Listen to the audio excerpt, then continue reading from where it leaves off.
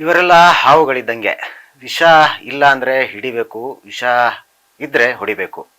ಇಂಥ 10 ಹಲವು ಬೆಂಕಿ ಡೈಲಾಗ್ಗಳು ಕಾಟೇರ ಸಿನಿಮಾದಲ್ಲಿವೆ. ಈಗಾಗಲೇ ಟ್ರೇಲರ್ನಲ್ಲಿರುವ ಡೈಲಾಗ್ಗಳು ಅಭಿಮಾನಿಗಳ ಬಾಯಲ್ಲಿ ನಲ್ಲಾಡ್ತಿವೆ. ಇದೆಲ್ಲದಕ್ಕೂ ಕಾರಣ ಸಂಭಾಷಣೆ ವಿಭಾಗದಲ್ಲಿ ಕನ್ನಡ ಚಿತ್ರರಂಗದ ಆಸ್ತಿ ಎಂದೇ ಕರೆಯಲ್ಪಡುವ ಸಂಭಾಷಣೆಗಾರ ಮಾಸ್ತಿ.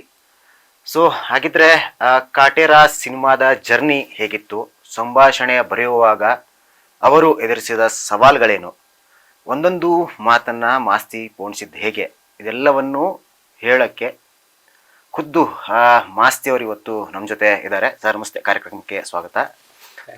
ಹೇಗಿದ್ದೀರಾ ಸರ್? ಚೆನ್ನಾಗಿದ್ದೀನಿ. ಓಕೆ. ಸೊ ಇನ್ನೇನು ಕೆಲವೇ ದಿನ ಕಾಟೇರ ರಿಲೀಸ್ ಆಗ್ತಾ ಇದೆ. ಆ್ಯಸ್ ಎ ಡೈಲಾಗ್ ರೈಟರ್ ನಿಮಗೆ ಹೇಗೆ ಅನಿಸ್ತಾ ಇದೆ?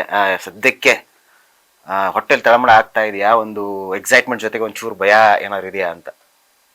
ನನಗೆ ಎರಡು ವೈಟ್ ಪೇಪರ್ ಥರನೇ ಕಾಣ್ತಿದೆ. ನಾವು ಯಾವತ್ತೂ ಬೆಳ್ಳಿ ತೆರೆನ ಬಿಳಿ ಕಾಗದದ ಥರನೇ ನೋಡ್ತೀವಿ. ಇದರಲ್ಲಿ ಅಕ್ಷರಗಳಿರುತ್ತೆ, ಅಲ್ಲಿ ಕಲಾವಿದಿರ್ತದೆ. ನಾವು ಏನು ಬರೆದಿರ್ತೀವಿ ಅದನ್ನ ಅವರು ಪಾತ್ರವಾಗಿ ಹೇಗೆ ಹೇಳ್ತಾರೆ, ಅದು ಒಬ್ಬ ಬರಹಗಾರನಿಗೆ ಅವ್ರನ್ನ ಪರೀಕ್ಷೆಗೆ ಕೂರಿಸ್ತೇನೆ. ಮೊದಲು ನಾವು ಪರೀಕ್ಷೆ ಕೂತ್ ಬಿಡ್ತೀವಿ, ನಂತರ ಪಾತ್ರಗಳನ್ನ ಪರೀಕ್ಷೆ ಕೂರಿಸ್ತೀವಿ.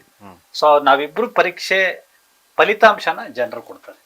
ಸೊ ಫಲಿತಾಂಶ ಡಿಸ್ಟಿಂಕ್ಷನ್ ಅಲ್ಲೇ ಬರುತ್ತೆ ಅನ್ನೋ ಒಂದು ಕಾನ್ಫಿಡೆನ್ಸ್ ಅಂತೂ ಇದ್ದೇ ಇದೆ. ಪರೀಕ್ಷೆ ಚೆನ್ನಾಗಿ ಬರ್ದಿದೀವಿ, ಅದ್ರ ಹಿಂದೆ ಚೆನ್ನಾಗಿ ಓದ್ಕೊಂಡಿದ್ವಿ. ಸೊ ಈಗ ಪರೀಕ್ಷೆ ಚೆನ್ನಾಗಿ ಬರ್ದಿದೀವಿ. ಅದನ್ನ ನಮ್ಮ ಇವರು ಆಡಿಯನ್ಸ್ ಎಷ್ಟು ಚೆನ್ನಾಗಿ ವ್ಯಾಲ್ಯೂಯೇಷನ್ ಮಾಡ್ತಾರೆ, ಹೆಂಗೆ ಬೆನ್ ತಡ್ತಾರೆ, ಅದು ನೋಡ್ಬೇಕು.